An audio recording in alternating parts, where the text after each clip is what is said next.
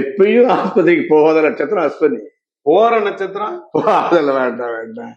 அது ஆஸ்பத்திரிக்கு போறது நாமளா உருவாக்கிக்கிறது தான். அஸ்வினி கூட அவன் பேதி வந்து சாப்பிட்டா பேதி ஆக போகுது. அடுத்த மாசம் கல்யாணம் ஆயிடுன்னு சொல்லிட்டாங்கன்னு வச்சுக்கோங்க, கட்டாயம் கல்யாணம் ஆகும். அதெல்லாம் நியாய காசு தான். இறைவன் பேரை சொல்லி நீ வாங்கிட்டேன்னா காசு நியாயமான காசு. செலவழிக்கிறது உன் இஷ்டம். அவன் கொடுக்குறவன் கொடுத்துட்டான். கொடுக்குறவனுக்கு அந்த கர்மா முக்கி போச்சு. அதை செலவழிக்காம ஏமாத்தினான்னா அதுக்கு ஏமாத்துறவன் தான் பதில் சொல்லணும். அது ஏமாத்துறான்னா கூட அவன் ஏமாத்துறன்ற அவனுக்கு லைசன்ஸ் இருக்கு. பாப்பான் தான் பிச்சை எடுக்கிறான்.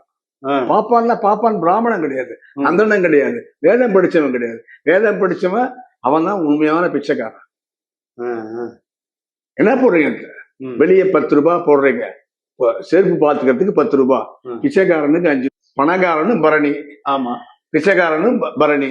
பணக்காரன் அங்க ராஜா, அவன் தான் கோடியில ஒருத்தன். பிச்சைக்காரன் இங்க ராஜா, பிச்சைக்காரனுக்கு எல்லாம் இவன் ராஜா. பணக்காரன் அந்த ஏரியால அவன் ராஜா. பாருங்க, அவங்க கிட்ட போய் பரணின்னு பாருங்க, இப்ப ராஜா ஸ்டைல்ல இருப்பான்.